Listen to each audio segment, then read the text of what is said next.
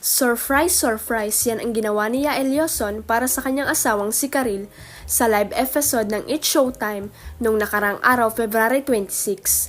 Dito, surprise ang dumating sa studio ng show si Yael para batiin si Karil at ibandera sa madlang people kung gaano siya ka-proud sa mga achievements ng singer-actress at TV host.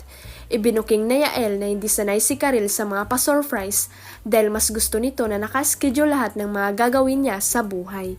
Mensahe ni Yael sa kanyang misis, "I'm very proud of you as your loving husband." Tumingin si Yael kay Karil at sinabing, "Tapos kung sigurado ka back then, mas sigurado ka na now kasi meron na tayong 10 years together. Pero meron akong hindi nagawa before so I'm gonna do it now." At dito na nga nilabas ni Yael ang singsing at lumod sa harap ni Karil na sinundan ng malakas na yawan at palakpakan ng audience. "Will you marry me again?" Ang tanong niya kay Karil na agad namang sinagot ng TV host ng yes. Niyakap ni Yael ang misis at nag-kiss pa sila sa lips. Unang nag-propose si Yael kay Karil noon habang nasa kotse sila, kaya naman naisipan niyang gawin ito sa harap ng madlang people para sa kanilang renewal of vows. Huwag kalimutang i-click ang subscribe button at i-ring ang notification bell para sa latest at legit chika updates.